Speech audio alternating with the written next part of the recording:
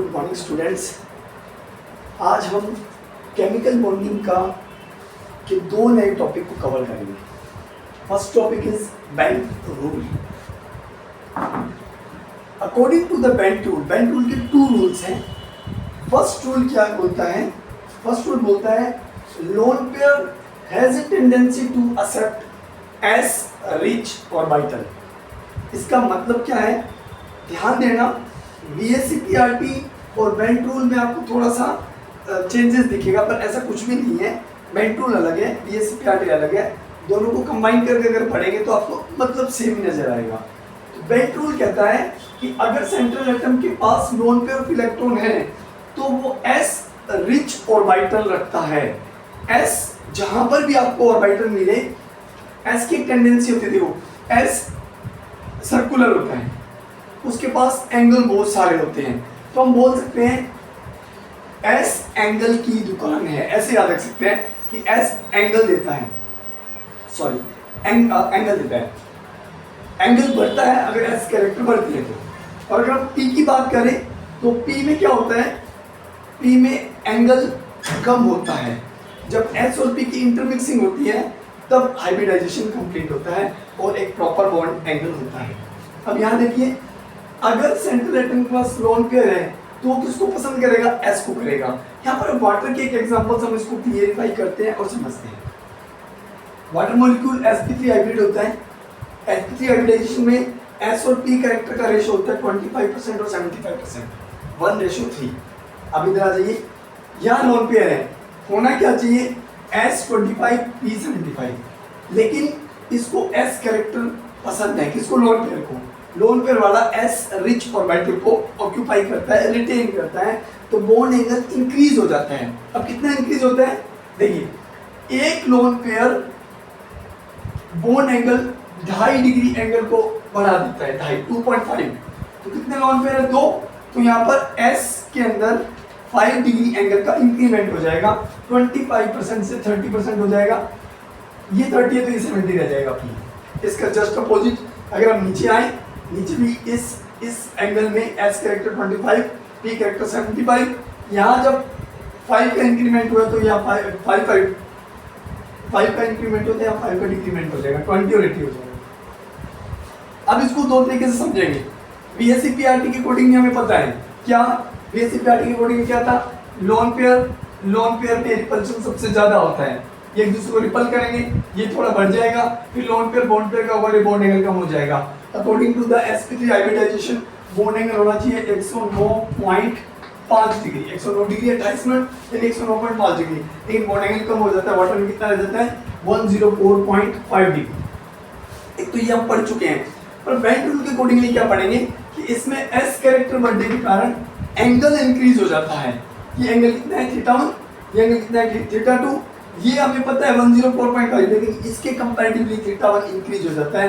That's why θ1 is more than θ2। क्या देखेंगे? ऐसे देखेंगे, s कैरेक्टर बढ़ेगा, बॉन्ड एंगल बढ़ेगा, बॉन्ड लेंथ कम हो जाएगी। उल्टा, बॉन्ड एंगल बढ़ेगा, बॉन्ड लेंथ कम हो जाएगी। p कैरेक्टर बढ़ेगा, बॉन्ड एंगल कम हो जाएगा, बॉन्ड लेंथ इंक्रीज हो जाएगी। ये कहाँ काम आएगा? इसके सेकंड रूल में काम आएगा। तो फर्स्ट रूल इजी, अगर सेंट्रल एटम के पास लोन पेयर इलेक्ट्रॉन है तो वो s रिच ऑर्बिटल को रिटेन करता है, अपने पास रखता है, और जहां s कैरेक्टर बढ़ता है वहां बॉन्ड एंगल बढ़ जाता है। एक लोन पेयर 2.5 डिग्री एंगल बढ़ाएगा तो दो लोन पेयर 5 डिग्री एंगल बढ़ा देगा, तो ये एंगल 5 डिग्री बढ़ जाएगा, ये 5 डिग्री कम हो जाएगा, डिक्रीज हो जाएगा। ओके, अच्छा।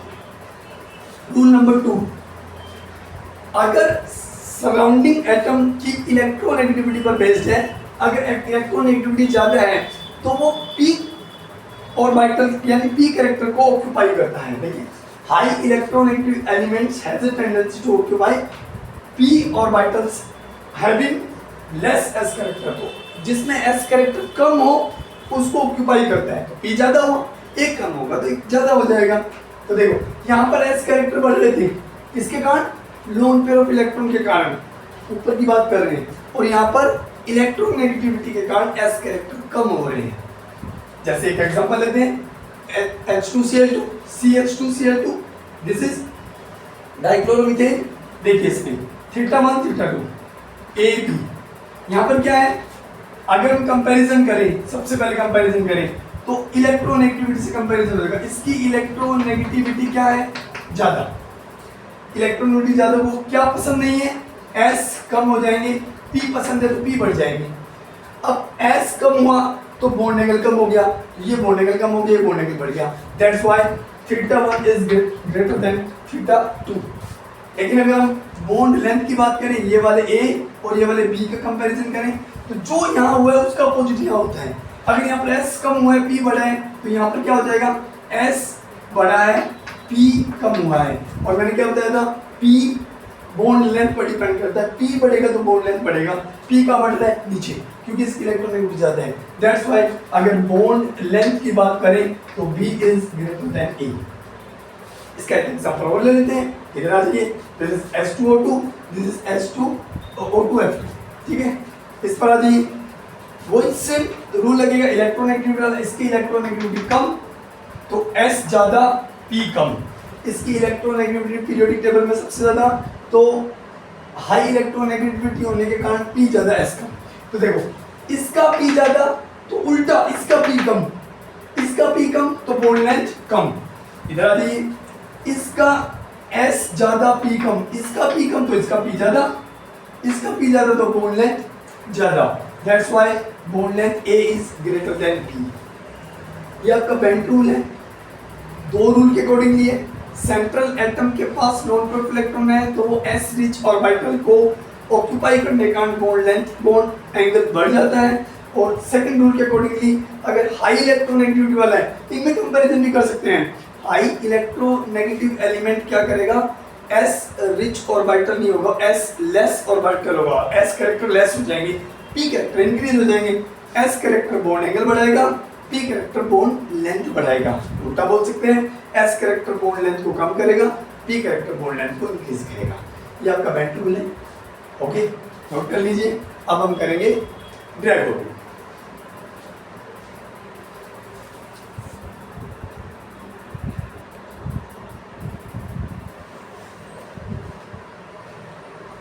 चलिए, तो हमारा दूसरा टॉपिक है ड्रैगो रूल।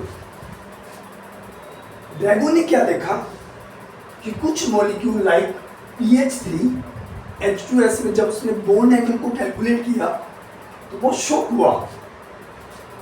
PH3 नाइट्रोजन के ग्रुप का है। नाइट्रोजन का जो हाइड्राइड है NH3, उसका बॉन्ड एंगल होता है 107 डिग्री। इसका भी लगभग 107 ही होना चाहिए, एक ही ग्रुप की है। वाटर H2 में 104.5 डिग्री बॉन्ड एंगल होता है। इसका भी H2, इसका भी लगभग अप्रोक्सीमेट उतना ही होना चाहिए। लेकिन जब बॉन्ड एंगल को कैलकुलेट किया तो इन दोनों का बॉन्ड एंगल अप्रोक्सीमेट 90 डिग्री मिला। बड़ा शौक हुआ, ये क्या है? फिर उसने एक नया रूल स्टेट किया, नया रूल दिया, अपने नाम से ड्रैगो रूल दिया। वो कहता है रीजन क्या है? मैं आपको पहले भी बता चुका हूं कि S कैरेक्टर एंगल देता है। अगर nitrogen, phosphorus, hydrogen, oxygen sulphur के केस में S ऑर्बिटल में जो लोन पेयर इलेक्ट्रॉन होता है, इसमें लोन पेयर होता है, इसमें नहीं होता है। आपको पता नहीं, इसमें d ऑर्बिटल होता है, लोन पेयर को एक्सटेंड कर सकते हैं एक्साइटेड स्टेट में। लेकिन S ऑर्बिटल में जो pair electron, lone pair electron अभी बोलेंगे, वो जो होता है वो हाइब्रिडाइजेशन में पार्टिसिपेट ही नहीं करता है। और हाइब्रिडाइजेशन में पार्टिसिपेट नहीं करने के कारण क्या होता है? S कैरेक्टर आते ही नहीं है। S कैरेक्टर नहीं आते तो बॉन्ड एंगल नहीं बढ़ता है। अब क्या रीजन है कि इन दोनों के S ऑर्बिटल में present lone pair electron lone pair ही रह जाते हैं, वो हाइब्रिडाइजेशन में पार्टिसिपेट करते ही नहीं है? क्या रीजन है? अगर हाइब्रिडाइजेशन कैसा है? sp3 note sp3d, sp3। तब क्या होता है? इनके लोन पेयर पार्टिसिपेट क्यों नहीं करते? इसके उसने 3 रीजन दिए। किन रीजन से, किन कंडीशंस में ये S ऑर्बिटल के लोन पेयर इलेक्ट्रॉन हाइब्रिडाइजेशन में पार्टिसिपेट नहीं करेंगे? पहली कंडीशन है सेंट्रल एटम का साइज बड़ा होना चाहिए। इसके लिए क्या कंडीशन दी? एटलीस्ट वो 3rd पीरियड का होना चाहिए। इसमें सेंट्रल एटम नाइट्रोजन है, इसमें सेंट्रल एटम ऑक्सीजन है, दोनों 2nd पीरियड के हैं, तो इन पर ड्रैगो रूल नहीं लगता है। ये 3rd पीरियड का फास्फोरस, सल्फर 3rd पीरियड का, इन पर ड्रैगो रूल लगता है। तो पहला क्या होगा? सेंट्रल एटम का साइज बड़ा होने का मतलब है एटलीस्ट 3rd पीरियड का तो होना चाहिए, और बड़ा होगा तो भी चलेगा। Second B, electron surrounding atom, जो सराउंडिंग एटम H चारों में, उनकी इलेक्ट्रॉन नेगेटिविटी कम होनी चाहिए। तो ये हाइड्रोजन के केस में लेंगे, हाइड्राइड लेंगे, इस केस में इजीली समझ में आएगा। तो उसकी इलेक्ट्रॉन नेगेटिविटी क्या होनी चाहिए, लो होनी चाहिए, इसलिए क्या लेते हैं, हाइड्रोजन एटम सराउंडिंग एटम के रूप में यूज करते हैं। वो कह रहे हैं s ऑर्बिटल में must be present one loan pair of electron. जैसे नाइट्रोजन की केस की बात करो आप, नाइट्रोजन क्या लिखते हैं, 1s2 2s2 2p3, इसको छोड़ दीजिए, इनरमोस्ट ऑर्बिटल है, इसकी जरूरत नहीं है। अगर हाइब्रिडाइजेशन sp3 होगा तो ये जो लोन पेयर ऑफ इलेक्ट्रॉन है ये पार्टिसिपेट करते हैं किसमें, हाइब्रिडाइजेशन में। तो नेग्लिजिबल किसमें होंगे, जो ड्रैगो रूल के की कंडीशन के अकॉर्डिंग नहीं आएंगे। तो ये ड्रैगो रूल, फास्फोरस और सल्फर ड्रैगो रूल के अकॉर्डिंग नहीं आते हैं। तो इनके s ऑर्बिटल के lone pair of electron hybridization में पूरी तरह से पार्टिसिपेट नहीं करते हैं। तो s पार्टिसिपेट नहीं करेगा तो बॉन्ड एंगल कम हो जाएगा, इसलिए वो अप्रोक्सीमेट 90 रह जाता है। इसका कंपैरिजन हम यहाँ करेंगे कैसे, this is ammonia, this is PH3, same वही इसको एक्सप्लेन किया हुआ है। ये सेकंड पीरियड का है, ये थर्ड पीरियड का है, दोनों में sp3 हाइब्रिडाइजेशन है। इसके अकॉर्डिंगली बॉन्ड एंगल होना चाहिए 107, इसके अकॉर्डिंगली होना चाहिए 107, लेकिन इसका 107 नहीं होकर अप्रोक्सीमेट 90 डिग्री होता है, क्योंकि ये जो s के दो इलेक्ट्रॉन हैं वे कंप्लीटली मिक्स नहीं हो पाते हैं। हाइब्रिडाइजेशन यही तो होता है, जो प्योर ऑर्बिटल होते हैं, जिन जो ब्लैंक हो, फुल फील्ड हो या सिंगल इलेक्ट्रॉन वाले हो, वो अपनी एनर्जी को रीडिस्ट्रीब्यूट करते हैं मिक्स करके, और नए उतने ही नंबर के हाइब्रिड ऑर्बिटल बनाते हैं। तो यहाँ क्या हुआ, जब प्योर इंटरमिक्सिंग हुई नहीं है तो इन्होंने अपनी मिक्सिंग इसके साथ प्रॉपर नहीं की है। तो S क्या है, अभी पढ़ा था हमने बेंड टूल के अंदर, S एंगल की दुकान है, वो एंगल देता है, एंगल क्या हो जाएगा, कम हो जाएगा। जहाँ एंगल होना चाहिए 107, वहाँ एंगल कितना रह जाएगा, 90 डिग्री। ये अब इसको एक रिएक्शन से समझते हैं, इस ड्रैगो रूल को एक रिएक्शन से समझते हैं। एक रिएक्शन दी हुई है, पहली रिएक्शन है, अमोनिया ने अपने लोन पेयर ऑफ इलेक्ट्रॉन देकर कोऑर्डिनेशन बॉन्ड बनाया और बनाया NH4+ अमोनियम आयन। ऐसे PH3 ने अपना एक loan pair of electron H+ को देकर बनाया PH4+। ठीक है, ओके।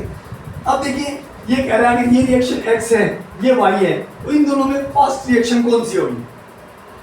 क्या होता है, हाइब्रिडाइजेशन जब होता है तो हाइब्रिड ऑर्बिटल बनते हैं।